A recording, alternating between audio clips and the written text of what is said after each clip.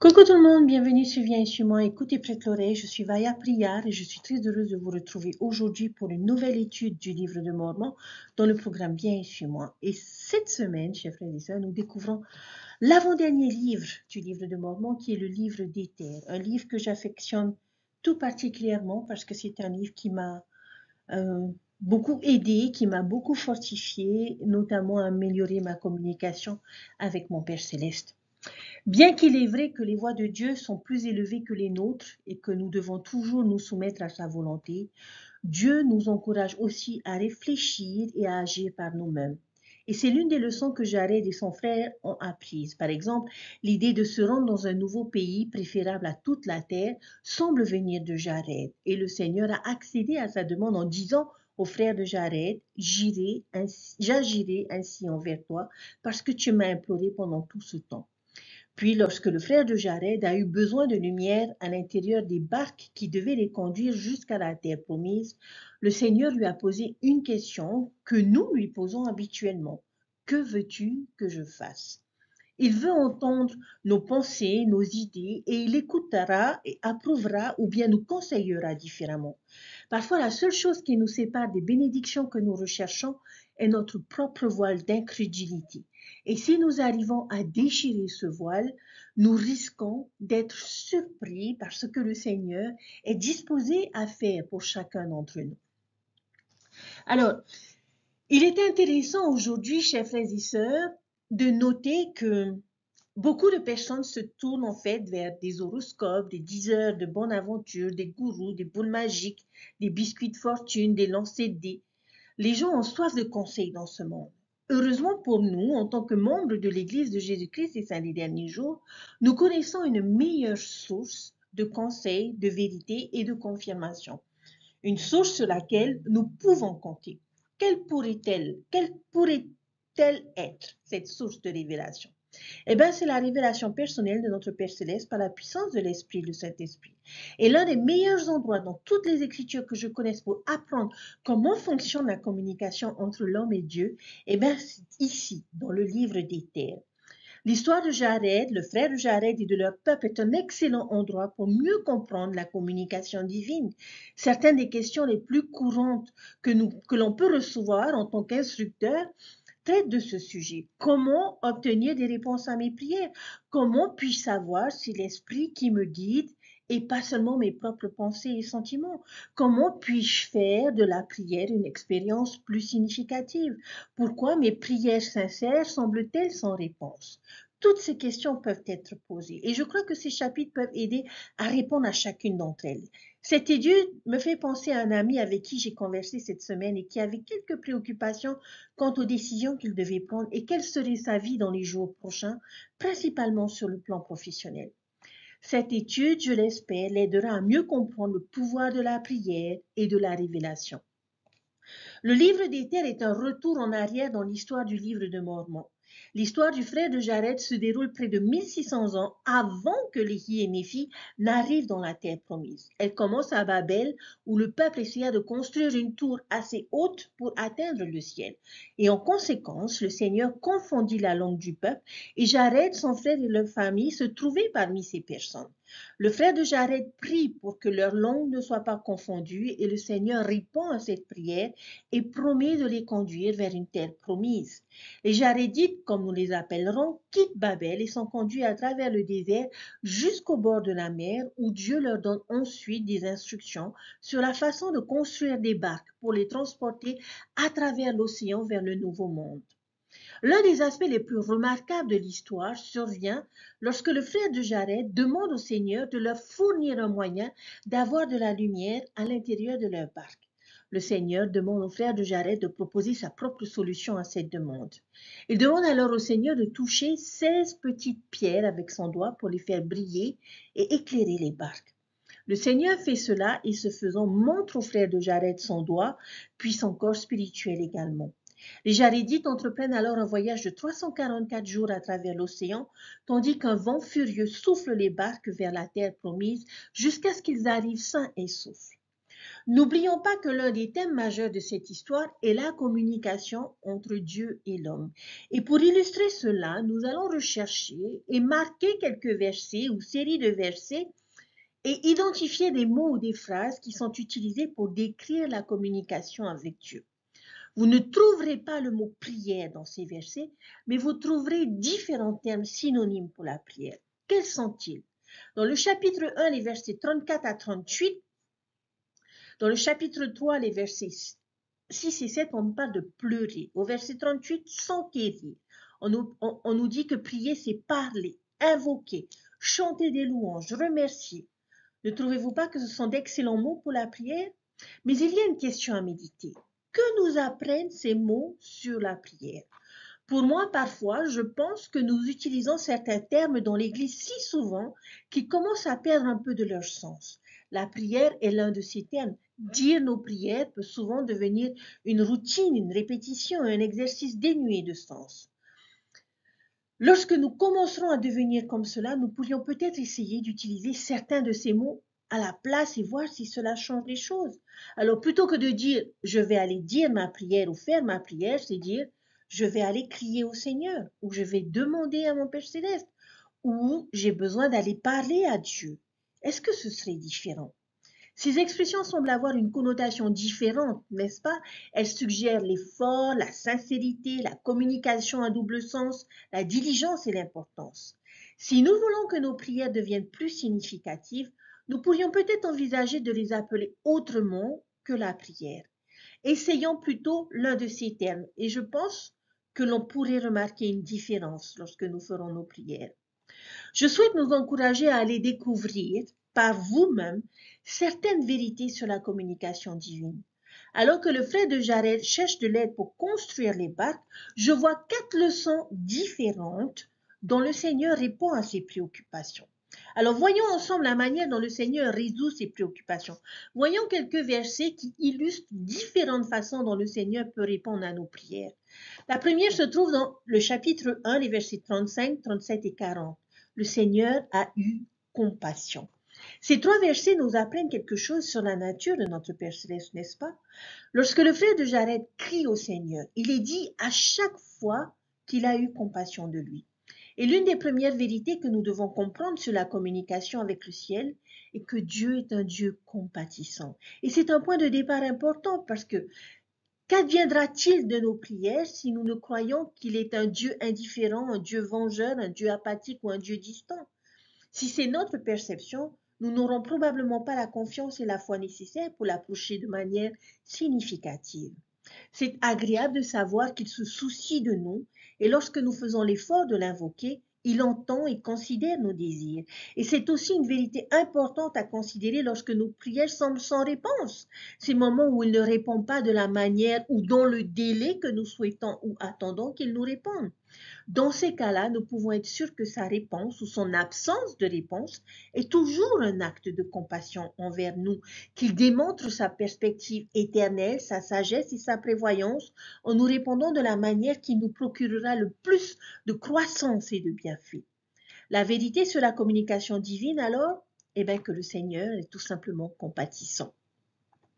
Chapitre 1, verset 38, soyons fidèles au Seigneur. Ce que je pense que cette phrase pourrait suggérer, c'est que notre justice personnelle et notre foi peuvent avoir un grand effet sur notre capacité à recevoir des réponses à nos prières.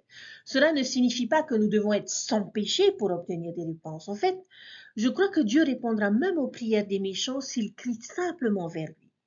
Nous ne devrions jamais conclure que nous sommes trop indignes pour prier. C'est un mensonge de l'adversaire. Cela étant dit, si nous souhaitons élargir la bande passante entre nous et la divinité, si nous souhaitons augmenter la probabilité d'accéder à son aide et à ses conseils divins, si nous souhaitons démontrer à Dieu notre volonté de recevoir des réponses, alors la foi et la justice personnelle peuvent jouer un rôle important dans cette équation.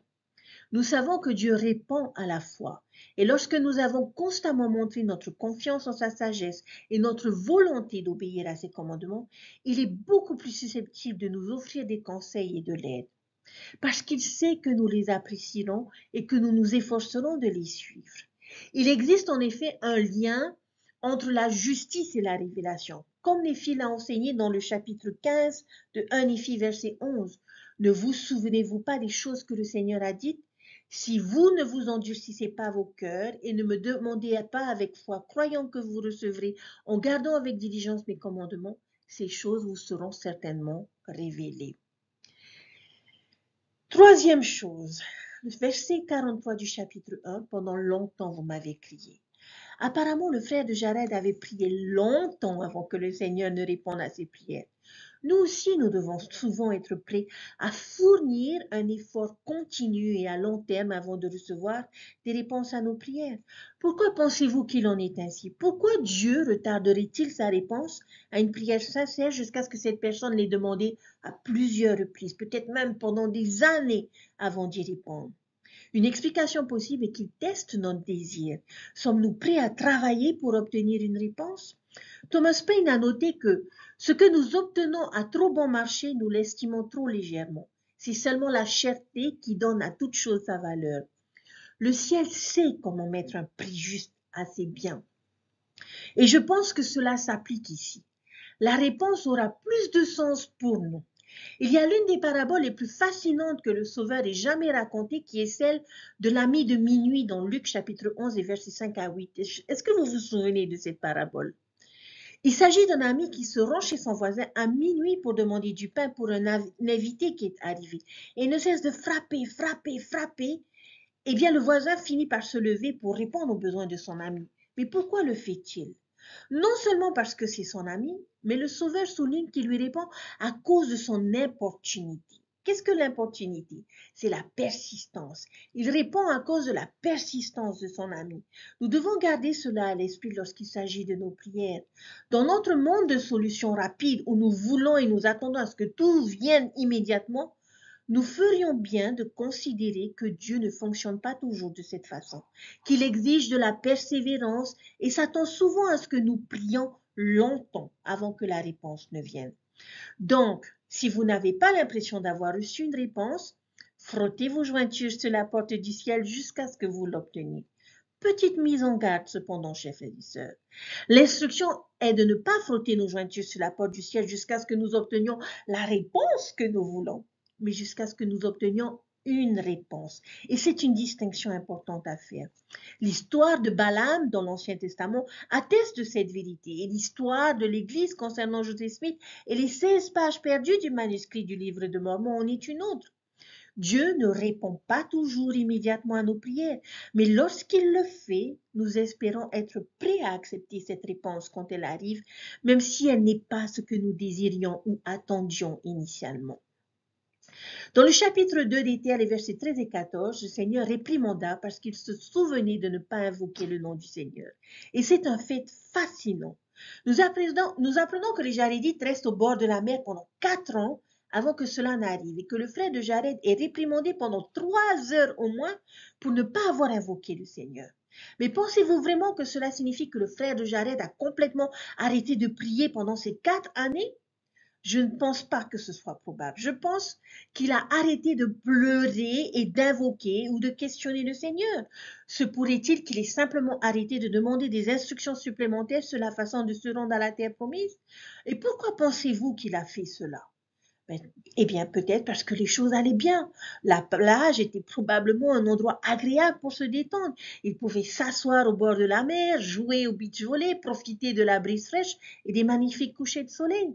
Et c'est peut-être pour cela que le Seigneur a ressenti le besoin de châtier le frère de Jared, parce qu'il a cessé de demander à Dieu de lui donner des directives sur la manière de procéder.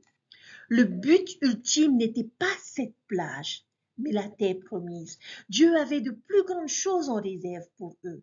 Mais entre eux et elle se trouvait un obstacle incroyable, le grand abîme, l'océan. Faisons-nous parfois la même erreur, chers frères et sœurs, lorsque nous rencontrons de grands obstacles à notre développement ou lorsque nous nous sentons à l'aise dans notre situation actuelle? Arrêtons-nous de demander des défis pour nous rendre plus forts? Cessons-nous de faire des efforts pour améliorer et renforcer notre foi? Sommes-nous satisfaits de nos progrès? Je pense que cela déplaît au Seigneur lorsque nous faisons cela. Pourquoi a-t-il fallu 4 ans à Dieu pour finalement dire quelque chose au frère de Jared? Peut-être espérait-il qu'il arriverait à cette conclusion tout seul. Dieu veut que nous prenions personnellement la responsabilité de notre propre développement et de notre progrès. Souvenez-vous de ce que le Seigneur a dit dans Doctrine et Alliance, section 58, versets 26 et 27. Il n'est pas convenable que je commande en toutes choses, car celui à qui on impose tout est un serviteur paresseux et insensé. C'est pourquoi il ne reçoit pas de récompense. Mais verset 27, en vérité, je le dis, les hommes devraient s'engager avec anxiété dans une bonne cause, faire beaucoup de choses de leur plein gré et réaliser beaucoup de justice. Quel est le principe de la communication divine enseignée ici? Les obstacles majeurs et les circonstances confortables n'excusent pas l'inactivité. Au lieu d'attendre que Dieu ou les défis de la vie nous rapprochent de notre terre promise, nous pouvons constamment rechercher les conseils et les instructions du Seigneur sur la façon d'avancer. Éthèse chapitre 2 verset 16. Mettez-vous au travail et construisez. Le principe ici, il est assez simple. Mettez-vous au travail. Nous ne pouvons pas nous attendre à ce que le Seigneur fasse tout pour nous. Nous devons être prêts à travailler. Nous devons agir et cette volonté d'agir est souvent une condition préalable pour recevoir une réponse. Nous devons faire tout ce qui est en notre pouvoir pour aider à ce que la réponse soit apportée. Joseph Smith est un bon exemple. Il voulait savoir quelle était la véritable Église, mais est-il resté assis à attendre que Dieu lui parle? Bien sûr que non. Il a assisté aux réunions de l'Église, il a réfléchi, il a étudié les Écritures, il a parlé aux personnes, il a agi, travaillé et par conséquent, Dieu était beaucoup plus disposé à lui donner finalement une réponse lorsqu'il la lui demandé. Même les prophètes doivent travailler pour obtenir des réponses et les conseils de Dieu. Chapitre 3, verset 2. Nous savons que tu es saint et que nous sommes indignes devant toi. J'aime cette attitude que le frère de Jared montre ici en adressant sa requête au Seigneur. Écoutez simplement comment il la demande. Ô Seigneur, tu as dit que nous devons être environnés par les flots. Or voici, ô Seigneur, ne sois pas en colère contre ton serviteur à cause de sa faiblesse devant toi, car nous savons que tu es saint et que tu demeures dans les cieux et que nous sommes indignes devant toi à cause de la chute. Notre nature est devenue continuellement mauvaise. Néanmoins, ô Seigneur, tu nous as donné le commandement de t'invoquer afin de recevoir de toi selon notre désir. Ressentez-vous son humilité, sa douceur? Il n'exige rien, il ne montre pas de frustration, il ne fait pas de preuve d'autosatisfaction. Il reconnaît ses faiblesses, admet que les voies de Dieu sont plus élevées que les siennes et il est ouvert à la possibilité qu'il demande la mauvaise chose. Nous devons peut-être faire la même chose dans nos prières. Lorsque nos prières semblent sans réponse, c'est peut-être un message qui nous dit que nous devons repenser ce pourquoi nous prions. Prions-nous selon notre propre sagesse ou recherchons-nous celle de Dieu? La prière consiste moins à imposer notre volonté à Dieu qu'à aligner notre volonté sur la sienne. Peut-être qu'au lieu de prier pour que nos problèmes disparaissent, nous prions pour avoir la capacité de reconnaître ce que nos problèmes peuvent nous apprendre. Au lieu de prier pour que Dieu change quelqu'un d'autre, prions pour qu'il nous aide à savoir ce que nous devons changer en nous-mêmes en premier. Au lieu de prier pour que nos fardeaux soient enlevés, prions pour avoir plus de force pour les supporter. Dans tous les cas, nous devrions être ouverts à la possibilité d'ajuster ou de repenser nos désirs, nos demandes avec humilité et en reconnaissant la perspective plus élevée et plus éternelle de Dieu. Chers frères et sœurs, passons maintenant aux différentes manières dont Dieu peut répondre à nos prières ou à nos demandes de conseil. La première que nous découvrons se trouve dans le chapitre 2, verset 16. Le Seigneur, selon les instructions du Seigneur, mets-toi au travail et construis des barques de la manière dont vous avez construit jusqu'à présent. Et il arriva que le frère de Jared se mit au travail et aussi ses frères et construisirent des barques de la manière dont ils avaient été construites selon les instructions du Seigneur. Et elles étaient petites, elles étaient légères sur l'eau, semblables à la légèreté d'un oiseau sur l'eau. Pour traverser le grand abîme, ils allaient avoir besoin d'une aide divine pour accomplir cet exploit incroyable. Ils avaient besoin de construire des barques. Et le Seigneur va leur fournir des instructions sur la manière de le faire. Il va leur donner le plan. Elles ne sont pas venues en réponse à un problème ou à une préoccupation spécifique. Elles ont simplement été données pour aider les Jarédites à faire leur voyage. Dans notre monde, chers frères et sœurs, je pense que ce genre d'instructions nous viennent directement de nos prophètes, des Écritures, de nos parents, de nos dirigeants locaux inspirés. Ces instructions sont généralement de nature générale et fournissent des principes fondamentaux de la vie selon l'Évangile. Parfois, je pense que nous oublions à quel point nous avons déjà des conseils précis pour prendre des décisions dans notre vie. Par exemple, si je me réfère à la brochure Jeunes soyez forts, cette brochure regorge d'instructions sur la meilleure façon de traverser les années tumultueuses de la jeunesse. Nous n'avons pas vraiment besoin de prier, de réfléchir et de chercher avec diligence pour savoir quelles normes nous devrions respecter. Ai-je vraiment besoin de demander des conseils divins pour savoir si je dois tricher dans mes devoirs scolaires ou boire de l'alcool ou regarder des films inappropriés? Non. Les instructions sont claires. Pour les adultes, c'est la même chose. Nous avons beaucoup de conseils et de directives des prophètes vivants et des Écritures. Bien sûr, nous devons payer notre dîme. Bien sûr que nous devons être fidèles à notre conjoint. Bien sûr que nous devons être honnêtes sur notre lieu de travail. Le Seigneur nous a donné beaucoup d'aide pour naviguer dans notre voyage vers la terre promise. Nous devons simplement être prêts à construire notre vie selon les instructions du Seigneur. Et c'est l'une des façons dont Dieu nous guide et répond à nos questions. Cependant, nous aurons également besoin de conseils personnels pour naviguer dans les détails de notre vie. Le chemin de chacun vers Dieu sera toujours différent. Nous sommes confrontés à des défis différents, nous venons d'horizons différents, nous héritons de dons et de talents différents et nous sommes confrontés à des circonstances uniques. Les Écritures fournissent souvent des principes généraux, mais ne couvrent pas toujours exactement la manière dont ces principes doivent être appliqués individuellement dans notre vie. Souvent, cela peut être situationnel. Nous en arrivons donc à la deuxième réponse du Seigneur. Voici, tu feras un trou au sommet. Dans cette situation spécifique de construction des barques, la conception du Seigneur comportait quelques inconvénients intéressants. Alors qu'il les construisait, le frère de Jared remarque quelques problèmes avec la construction. Nous savons qu'ils avaient déjà utilisé des barques auparavant, on le voit dans les versets que nous lisons, mais seulement pour de courts trajets sur des petits plans d'eau. Je suis sûre que la conception initiale a bien fonctionné dans ces cas-là. Mais ce voyage allait être différent. Ils allaient passer presque un an sur l'océan, parcourant des centaines de kilomètres en pleine mer. Je peux donc imaginer à quoi devait ressembler cette conversation avec le Seigneur pour le frère de Jared dans ce cas précis. Et pour paraphraser le verset 19, Seigneur, on a construit les barques selon tes instructions, elles sont superbes, elles sont merveilleuses, mais je ne voudrais pas critiquer ta conception, mais nous avons quand même quelques problèmes mineurs. On ne va pas pouvoir respirer, on ne pourra pas voir et on ne pourra pas se diriger. Des idées? As-tu des idées pour nous aider à résoudre ce problème? Et le Seigneur va s'asseoir et dire, eh bien, je ne sais pas vraiment comment j'ai pu rater cela dans ma conception initiale, mais ne vous inquiétez pas, parce que je vais vous aider. Et le verset 20 nous dit, et illustre une manière dont le Seigneur peut choisir de répondre à nos prières. Il lui donne simplement la solution et demande au frère de Jared d'agir en conséquence. Le Seigneur dit au frère de Jared, voici, tu vas faire un trou au sommet et aussi au fond, et lorsque tu souffriras du manque d'air, tu déboucheras le trou et recevras de l'air. Et s'il arrive que l'eau entre sur toi, voici, tu boucheras le trou afin de ne pas périr dans les flots.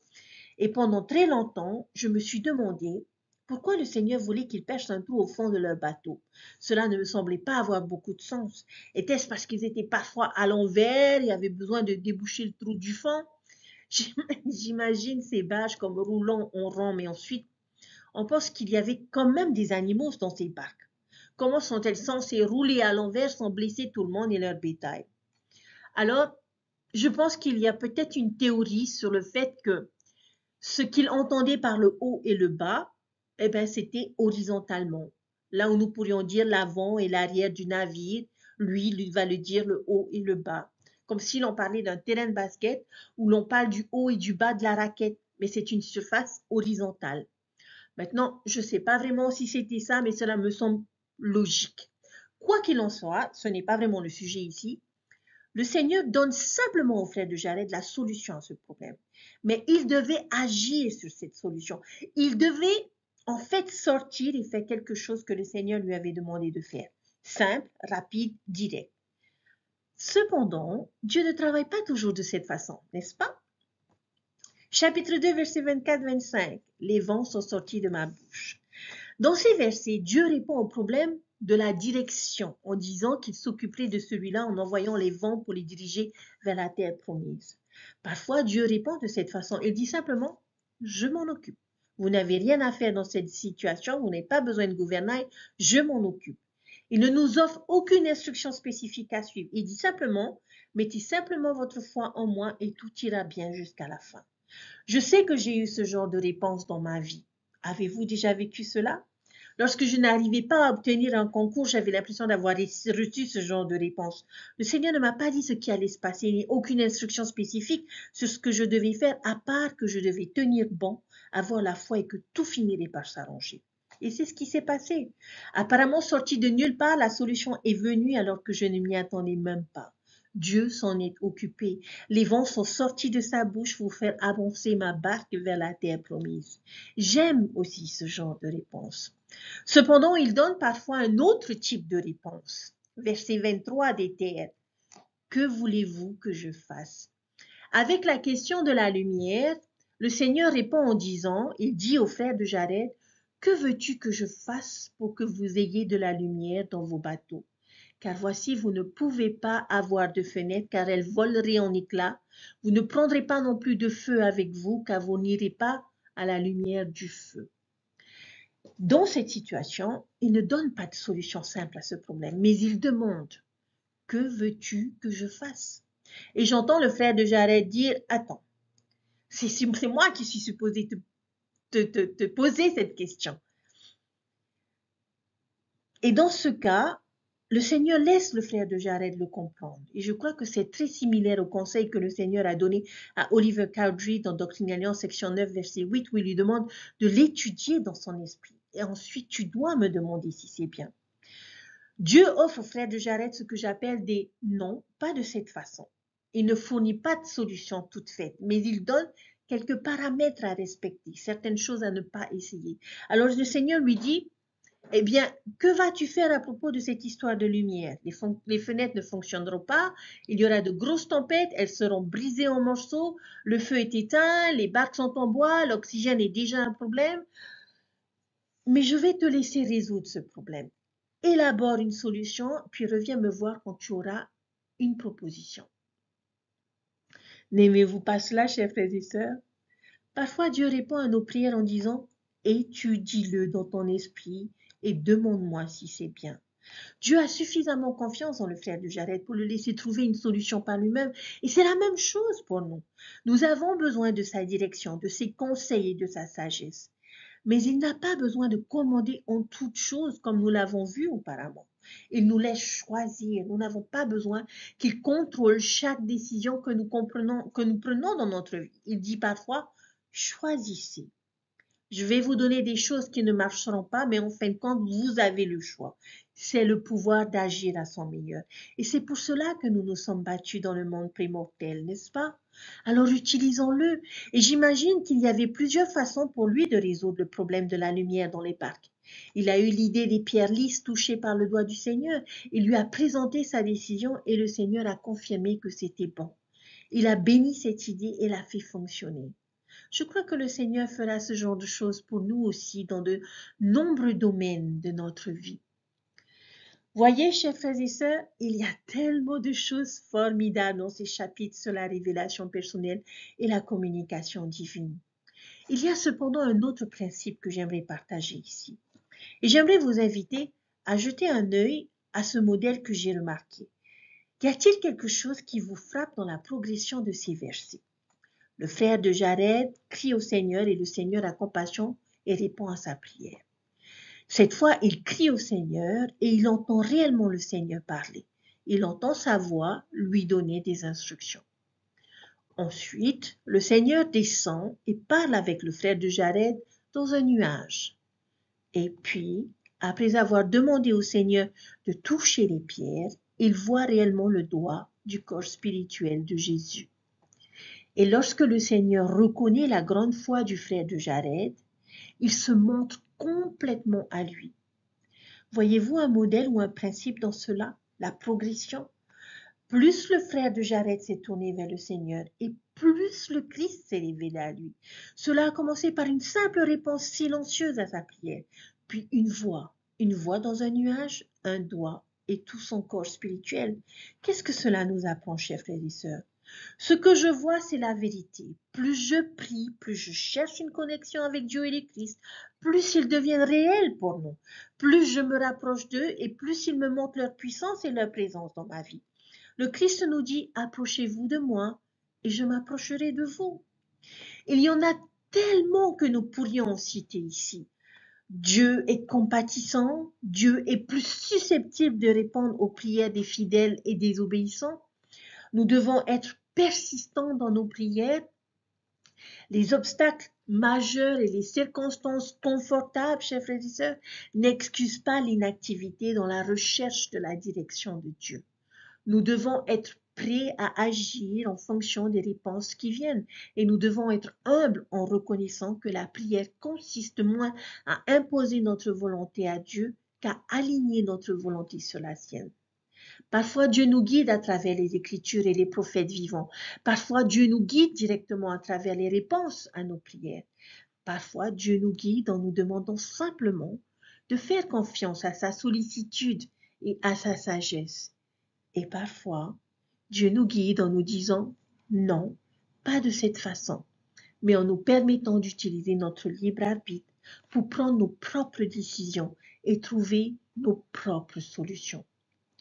Chers frères et sœurs, plus nous prions et plus nous recherchons une connexion avec Dieu et le Christ, et plus ils deviennent réels dans notre vie. Quand avez-vous vu l'un de ces principes se mettre en pratique dans votre propre vie? Chers frères et sœurs, comment vos prières vous ont-elles rapproché de Dieu et du Christ? Et de quelle manière se sont-elles manifestées à vous? Quel changement dans nos prières personnelles ferons-nous, selon nous, la plus grande différence dans notre vie en ce moment? S'il y a bien une chose que je sais sur la vie, chers frères et sœurs, c'est que le ciel veut nous aider. Dieu a l'intention de nous faire accomplir le grand voyage de notre vie par la foi, mais il n'a jamais voulu que nous le fassions seuls. Il nous a fourni divers moyens de recevoir sa sagesse et ses conseils, et ce n'est pas par les étoiles ou une boule magique. Il existe un véritable système de communication entre le ciel et la terre. Le réseau a été établi, les câbles sont en place et les lignes sont ouvertes. En un sens, il nous suffit de décrocher et de composer le numéro. Et le Seigneur est là, il entend et il répond. Joseph Smith a dit un jour que nous grandissons dans le principe de la révélation. Et j'espère que nous pourrons, comme le frère de Jared, continuellement rechercher la compassion, les conseils et la confirmation du Seigneur. En faisant cela, plus nous nous rapprocherons de lui et plus notre relation deviendra réelle.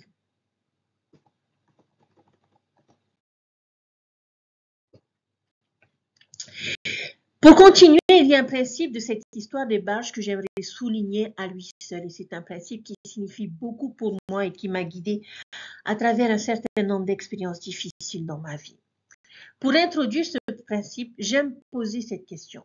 Qu'est-ce qui est considéré comme la plus vieille chose vivante sur Terre? Certains pourraient dire des baleines, les tortues géantes. Mais les plantes sont des êtres vivants et peuvent être celles qui sont les plus vieilles. Et la plus vieille chose vivante sur Terre est un pin bristlecone du Grand Bassin. On les trouve dans certaines parties de l'Utah, du Nevada et de la Californie. Et certains de ces arbres auraient près de 5000 ans. Comment peuvent-ils vivre aussi longtemps? On pourrait penser que c'est parce qu'ils ont le luxe d'être plantés dans des conditions de croissance les plus idéales. Beaucoup d'eau, soleil, un sol de qualité. Mais c'est faux. En fait, c'est exactement le contraire. Les pins bristlecone vivent plus longtemps que tout autre arbre parce qu'ils poussent dans les conditions les plus difficiles. Ils ne reçoivent pas beaucoup d'eau, le sol est pauvre et ils subissent des températures et des conditions climatiques extrêmes. Mais ce sont ces mêmes conditions qui les ont rendus si résistants. Les cernes d'un pin bristlecone sont très proches les unes des autres et leur saison de croissance est très courte chaque année. Cela fait que le bois devient extrêmement dur et dense, presque comme de la pierre. Et par conséquent, ils sont presque imperméables aux vents violents, aux maladies, aux insectes et même au feu. Quel principe la vie du pin bristlecone nous enseigne-t-elle? Je pense qu'elle nous montre que c'est l'adversité et l'opposition qui produisent la longévité et la force, et non la facilité et le confort. Je pense parfois à ces arbres noueux lorsque je considère les barques construites par le frère de Jared et de son peuple. Non pas que les barques aient été construites en bois de pin, bristlecone, mais à cause d'un principe qu'ils enseignent. Dans Éthers chapitre 2, verset 17, Moroni veut nous faire comprendre un aspect important de la construction de ces barques. Il met l'accent sur quelque chose ici. On va essayer de l'identifier. Verset 17. Elles étaient construites de manière à être extrêmement étanches, à savoir qu'elles pouvaient contenir de l'eau comme un plat, et le fond en était étanche comme un plat, et les côtés en étaient étanches comme un plat, et les extrémités en étaient pointues, et le sommet en était étanche comme un plat, et la longueur en était la longueur d'un arc, et la porte, lorsqu'elle était fermée, était étanche comme un plat. L'avez-vous compris? C'est presque impossible de ne pas le faire. Elles étaient étanches comme un plat. Il le dit encore et encore. En tant que professeur, j'aurais pris un stylo rouge et j'aurais souligné ces expressions parce que je les retrouverais redondantes. Cependant, la répétition est une forme d'emphase et Moroni veut vraiment que nous sachions quelque chose à propos de ces barques. Qu'elles étaient étanches. L'eau ne pouvait pas y pénétrer. Et c'est important. Le Seigneur dit au verset 24 que des vagues de montagne s'écraseraient sur elles, qu'elles seraient ensevelies dans les profondeurs de la mer, qu'il y aurait des pluies et des inondations. Elles allaient affronter de grosses tempêtes au cours de ce voyage. Plus tard, nous apprenons qu'il y aurait des monstres de la mer et des baleines qui essaieraient de les abîmer et de les briser. Cela semble terrifiant, n'est-ce pas? Mais que nous apprend la vie ici-bas? En quoi nos vies sont-elles similaires? Chers frères et sœurs, nous devons nous aussi traverser un grand abîme qu'est la mortalité. Avez-vous déjà eu des tempêtes dans votre vie? Avez-vous déjà eu l'impression d'être au milieu d'une terrible tempête? Avez-vous déjà eu l'impression d'être enseveli dans les profondeurs de vos épreuves, de vos défis, de vos douleurs, de vos afflictions? Avez-vous déjà été attaqué par les monstres marins et les baleines de la vie qui tentent de vous gâcher et de vous briser? Je crois que l'histoire du voyage du Jarédite peut nous aider à traverser le nôtre. Afin de faire face à ce défi, Dieu a fourni aux Jarédites des instructions sur la façon de construire leur barque qui les transporterait à travers le grand abîme en toute sécurité. Maintenant, rappelez-vous, Dieu a donné aux frères de Jared une chance de trouver une solution au problème de la lumière pour les barques. Et nous avons déjà, nous connaissons l'histoire et nous savons comment il l'a fait. Mais en lisant ceci, j'ai personnellement trouvé une solution différente au problème. Nous venons de parler du principe selon lequel Dieu nous permet d'utiliser notre libre arbitre pour trouver des solutions à nos problèmes. Eh bien, essayons cela. Nous allons lire Éthers chapitre 2, verset 24, et j'aimerais que nous puissions trouver une solution différente à ce problème d'obscurité. Ils avaient besoin de ces barques fermées et obscures à cause des vagues qui s'écraseraient sur elles. Mais qu'est-ce qui cause les vagues sur l'océan? Le vent. Écoutez maintenant le verset 24 et voyez si vous pouvez me donner une autre solution. Car voici, vous serez comme une baleine au milieu de la mer, car les vagues montagneuses se jetteront sur vous. Néanmoins, je vous ferai remonter des profondeurs de la mer, car les vents sont sortis de ma bouche, et les flux et les flots, je les ai aussi envoyés. D'où viennent les vents? De sa bouche. Dieu crée le vent qui crée ces vagues. Alors, quelle pourrait être notre solution au problème? Je dirais peut-être au Seigneur, eh bien, si nous devons être dans ces barques sombres à cause des vagues et que les vagues viennent du vent, et si le vent vient de ta bouche, Seigneur, s'il te plaît, ne souffle pas si fort. Souffle simplement doucement. Envoie une légère brise sur l'eau et nous pourrons dériver progressivement vers la terre promise. Nous pouvons faire comme une petite croisière de plaisance. Nous pouvons nous asseoir sur le banc, pêcher, manger et peut-être, juste peut-être, le frère de Jared a-t-il suggéré cela parce que dans le chapitre 3, verset 2, il dit « Ô Seigneur, tu as dit que nous devons être entourés par les flots. » Ne préféreriez-vous pas cette solution à vos propres tempêtes également, chers frères et sœurs? Avez-vous déjà prié de cette façon? Seigneur, calme simplement mes vagues. Laisse-moi traverser la vie en brise. Garde-moi toujours hors de l'eau. Je ne veux pas être enseveli dans les profondeurs de mes problèmes pendant un certain temps. Maintenant, le Seigneur peut-il calmer les tempêtes? Bien sûr que oui. Il y a des exemples de cela dans les Écritures et parfois il le fait aussi dans notre vie, mais pas toujours. Il y a des tempêtes et des vagues qui ne semblent jamais s'arrêter. Que faisons-nous avec celles-ci? Comment expliquons-nous pourquoi un Dieu compatissant permettrait que ces choses difficiles continuent? Quel est le message du Seigneur pour nous lorsque les tempêtes, les vagues et les baleines de notre vie ne sont pas réprimées? Regardez le verset 25. Et voici, je vous prépare contre ces choses, car vous ne pouvez traverser ce grand abîme sans que je ne vous prépare contre les vagues de la mer et les vents qui sont sortis et les flots qui viendront. Que veux-tu donc que je prépare pour vous, pour que vous ayez de la lumière lorsque vous serez engloutis dans les profondeurs de la mer? Chers frères et sœurs, lorsque Dieu n'apaise pas nos tempêtes, nous pouvons être sûrs qu'il nous a préparés pour ces choses. Nos vaisseaux sont étanches comme un plat. Pouvez-vous comprendre pourquoi cette phrase a été soulignée par Moroni? Il ne nous laissera pas couler. Nous sommes assez forts, nous en sommes capables, nous pouvons rester à flot. Et oui, je me rends compte que parfois nous avons l'impression que c'est tout ce que nous pouvons faire, rester à flot. Mais il nous aidera. Je pense que dans la plupart des cas, Dieu préfère nous préparer aux tempêtes de la vie plutôt que de les calmer. Et si nous nous tournons vers lui, il ne nous laissera pas voyager dans l'obscurité. Il nous fournira la lumière de son amour, son réconfort, sa paix, sa vérité, ses conseils, son Église, son esprit. Nous avons ces choses pour nous aider dans notre voyage. Donc si nous avons été fidèles et vrais, nous pouvons savoir qu'il nous a déjà donné la bénédiction et la force. Il a déjà répondu à la prière bien avant que nous ayons fait face aux vagues des montagnes ou à la terrible tempête. Il nous a préparés à ces choses. Nous sommes étanches comme un plat. Nous sommes comme des pains bristlecone. Nous survivons parce que c'est dur. Les conditions exigeantes de nos épreuves et de nos défis sont ce qui rend notre foi et notre esprit forts. Chers frères et sœurs, le Seigneur nous prépare souvent aux difficultés de notre vie au lieu de simplement nous les éloigner. Il nous a rendus étanches comme un plat. Maintenant, c'est une vérité sur laquelle je pense qu'une réflexion personnelle est de mise. Avez-vous déjà eu l'impression que le Seigneur vous avait préparé à affronter une certaine épreuve ou circonstance de la vie? C'est-à-dire qu'il vous a rendu étanche comme un plat?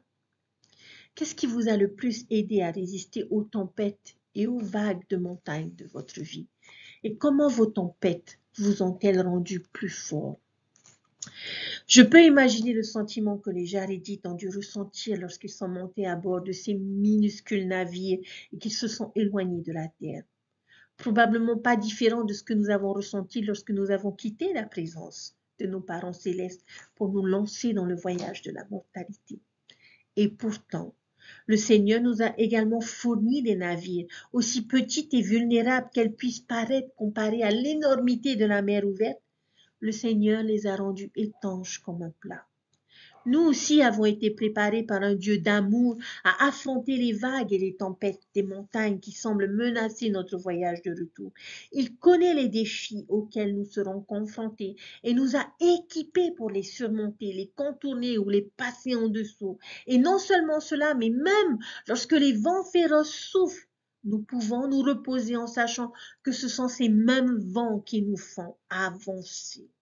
Nous pouvons naviguer en toute tranquillité avec l'assurance qu'aucune vague ne peut nous faire chavirer, aucune baleine ne peut nous abîmer, aucune tempête ne peut nous couler, tant que nous sommes disposés à placer notre foi et notre confiance en un Dieu compatissant qui peut voir les deux rives depuis sa perspective éternelle.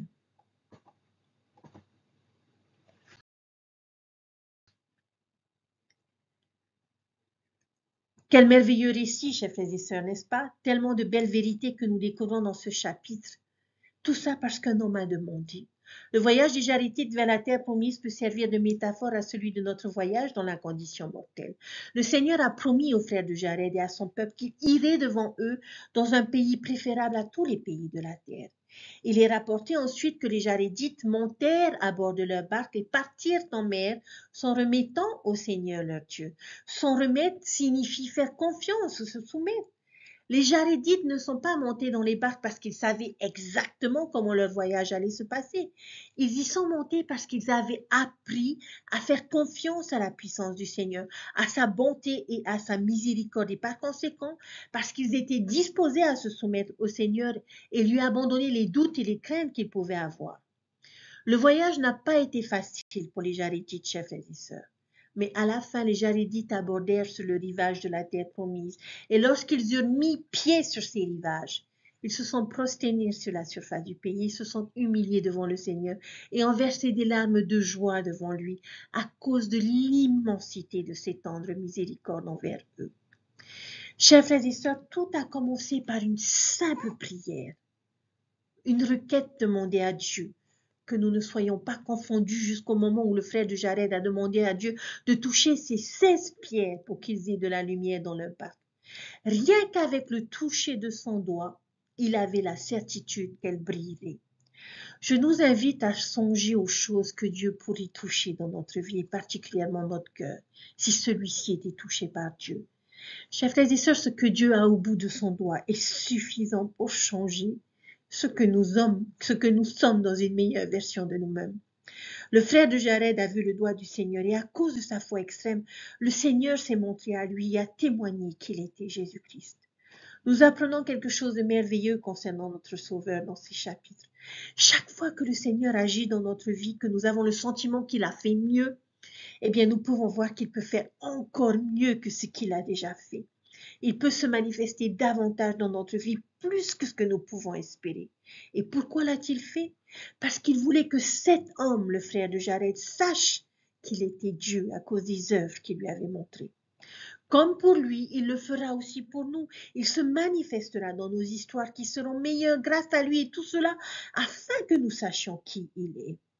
Le Christ se manifestera toujours dans notre vie de manière extraordinaire et miraculeuse que l'on ne pourrait jamais imaginer, simplement pour que nous, personnellement, sachions qui il est. Nous espérons tous le toucher de Dieu dans notre vie, connaître cette connexion, savoir qu'il se soucie de nous, qu'il nous voit. Le Seigneur est disposé à sortir des cieux pour pouvoir nous atteindre de tout son corps. Le frère de Jared a cru en ce Dieu qui était prêt à nous atteindre. Et dans le chapitre 4, nous trouvons de merveilleuses promesses du Seigneur. Que le jour où nous ferons preuve de foi en lui, comme le frère de Jared, alors il nous manifestera les choses que le frère de Jared a vues. Et celui qui croit, il interviendra en sa faveur par les manifestations de son esprit et sauront que ces choses sont vraies. Il nous invite à venir à lui et à voir le voile d'incrédulité se déchirer pour qu'il puisse nous montrer les choses grandes et merveilleuses. Chers frères et sœurs, le prophète Moroni s'assure dans ces versets que tous ceux qui seront en possession d'une copie du livre de Mormon sachent que ces récits ne sont pas exclusifs, que ce ne sont pas des expériences uniques, mais qu'il s'agit d'une relation où Dieu s'efforce de nous atteindre pour être sûr que chacun vive son expérience. Et tout ce que nous avons à faire, c'est croire et demander. Et cette relation se répandra dans notre vie d'une manière que nous ne pouvons imaginer. Ces expériences seront nos propres pierres blanches lumineuses. Trouvons un endroit tranquille où nous pouvons nous rendre régulièrement. Humilions-nous devant Dieu, épanchons notre cœur à notre Père Céleste. Tournons-nous vers lui pour trouver des réponses et du réconfort. Prions au nom de Jésus-Christ pour nos soucis, nos craintes, nos faiblesses. Oui, pour les aspirations même de notre cœur. Et ensuite, écoutons, notons les pensées qui nous viennent à l'esprit, notons nos sentiments et faisons ce que nous nous sentons poussés à faire. Et en répétant ce processus jour après jour, mois après mois, année après année, nous progresserons dans le principe de la révélation. Est-ce que Dieu veut réellement nous parler? Oui. Notre prophète Russell M. Nelson nous a lancé cette exhortation. Mes frères et sœurs bien-aimés, je vous supplie d'accroître votre capacité spirituelle de recevoir la révélation. Décidez de faire l'effort spirituel requis pour bénéficier du don du Saint-Esprit et entendre la voix de l'Esprit plus fréquemment et plus clairement. Je prie que le Seigneur soit notre lumière. Permettons-lui de préparer la voie qui nous conduira à notre terre promise. Il n'y a pas de vie sombre qu'il ne puisse éclairer. Laissons laissons le doigt de Dieu toucher notre cœur et notre vie. C'est ma prière et mon souhait pour chacun d'entre vous, chers frères et sœurs. Ne restons pas sur notre plage, dans notre confort où tout va bien, où nous semblons que nous n'avons plus besoin de faire des efforts. Si cette vie est une vie continue d'efforts et de communication avec Dieu. Mais puissions-nous avoir la foi nécessaire, la persévérance, la diligence pour que nous puissions à notre tour voir le doigt de Dieu se manifester dans notre vie et la rendre meilleure. J'en ai le témoignage, chers frères et sœurs. Je sais que Dieu vit et qu'il nous aime. Je sais que Jésus-Christ vit et qu'il nous aime. Et que si nous voulions bien déchirer ce voile d'incrédulité et croire qu'il est là et disposé à se manifester dans notre vie de la plus belle et la plus merveilleuse des façons, chers frères et sœurs. Et je sais qu'il nous permettra, malgré les tempêtes de notre vie, d'atteindre notre terre promise. C'est son évangile, ses écritures sont merveilleuses et témoignent de notre Sauveur Jésus-Christ. Ouvrons les voies de la communication divine. Mettons-nous sur les bonnes ondes et laissons Dieu prévaloir en toutes choses. C'est mon enseignement, mon témoignage et mon exhortation à chacun d'entre vous. Au nom de Jésus-Christ. Amen. Je prie que cette semaine soit une merveilleuse semaine où vous pourrez mettre en application ces choses et vous rendre compte à quel point le Seigneur peut se manifester dans votre vie. Prenez soin de vous, chers frères et sœurs. Étudiez les Écritures. Le Seigneur a tellement de choses à vous dire. Je vous aime et je vous souhaite une merveilleuse semaine et je vous dis à la semaine prochaine. Bye.